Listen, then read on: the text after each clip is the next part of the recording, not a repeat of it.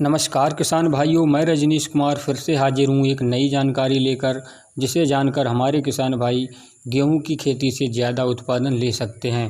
आज हम इस वीडियो के माध्यम से कुछ ऐसी बातें बताने जा रहे हैं जिन पर अक्सर हमारे किसान भाई ध्यान नहीं देते हैं। तो बने रहिए हमारे साथ और वीडियो को अंत तक ज़रूर देखते रहिए। साथ ही अगर आपने हमारे चैनल को सब्सक्राइब नहीं किया है तो सब्सक्राइब करके घंटी वाले बटन को दबाना ना भूलें, जिससे कि हमारी अगली वीडियो का नोटिफिकेशन आप तक पहुंच सके। किसान भाइयों, हम ऐसा तो नहीं कहते हैं कि 1 एकड़ में 45 से 50 कुंटल उत्पादन होगा, लेकिन अगर आपने हमारी बातों को ध्यान से सुना और बुआई करते समय उन बातों को अपनाया तो निश्चित ही आप अपनी गेहूं की फसल का उत्पादन बढ़ा सकते हैं। किसान भाइयों, अक्सर हमारे किसान भाई गेहूं की बुआई करते समय डीएपी पर ही निर्भर रहते हैं और पोटास फास्फोरस की तरफ ध्यान नहीं देते हैं। सबसे पहली चूक यहीं पर होती है।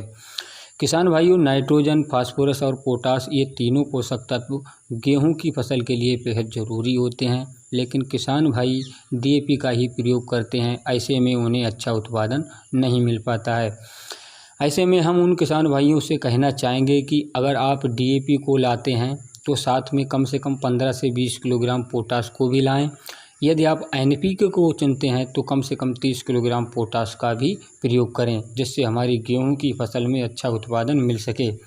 तो किसान भाइयों, गेहूं की बुआई करते समय इन 3 पोषक तत्वों का प्रयोग करना बेहद ज़रूरी होता है। अब हम बात कर लेते हैं बीज के चयन के बारे में। किसान भाइयों, गेहूं की जो पैदावार होती है वो कुछ हद तक बीज का चयन करने पर भी निर्भर करती है। अगर आपने अच्छे बीज का चयन किया है तो आपको अच्छी पैदावार मिलेगी, लेकिन कई बार ऐसा होता है कि हमने कहीं ऐड पर देख लिया या फिर आपने जो बीज चयन किया है उसकी कोई जानकारी आपको नहीं है। ऐसे में क्या होता है कि कई बार हमारे लिए नुकसान भी हो सकता है। अगर आप जो वैरायटी का चयन कर रहे हैं उसकी जानकारी आपको नहीं है तो आप अपने आसपास के किसानों से भी ये जानकारी ले सकते हैं कि कौन सी वैरायटी ने पिछले वर्ष अच्छा उत्पादन दिया। आप उसी वैरायटी का चयन करें, क्योंकि उस वैरायटी का अनुभव हमारे किसान भाइयों को होगा, जिससे कि आपको अच्छी पैदावार मिल सके।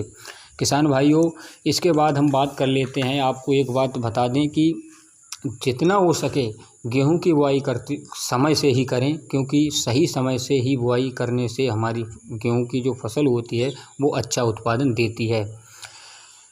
आपको बता दें कि जैसे ही मार्च अप्रैल का महीना आता है उस समय गर्मी बढ़ जाती है और तेज़ हवाएं भी चलने लगती हैं, जिस कारण गेहूं का पौधा जल्दी सूख जाता है। ऐसे में अगर आपने सही समय से बुआई नहीं की है तो आपकी फसल से अच्छा उत्पादन नहीं मिलेगा। आपकी फसल, अगर आपने सही समय से उसकी बुआई की है तो आपकी फसल उस समय तक, जिस समय हवाएं चलती हैं उस समय तक लगभग पक चुकी होगी और उन हवाओं से आपकी फसल में कोई नुकसान नहीं होगा। किसान भाइयों, एक बात आपको और बता दें कि जैसे ही हमारी गेहूं की फसल को बोए 18 से 21 दिन हो जाएं, उस समय हमें अपनी फसल की पहली सिंचाई करनी होती है। लेकिन सिंचाई करते समय आपको 1 एकड़ में 45 किलोग्राम और यूरिया और साथ में मोनोजिंक का प्रयोग करना है। मोनोजिंक का एक 250 ग्राम का पैकेट आता है, जो कि लगभग हर एक मार्केट में अवेलेबल है।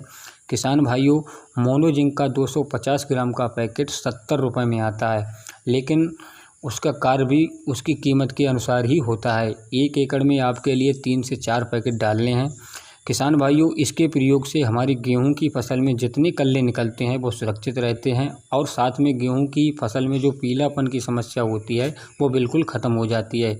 तो किसान भाइयों, ये कुछ महत्वपूर्ण बातें थीं जो कि हमने इस वीडियो के माध्यम से अपने किसान भाइयों तक पहुंचाने की कोशिश की है, जिससे हमारे किसान भाई अपनी गेहूं की फसल से अच्छा उत्पादन ले सकें।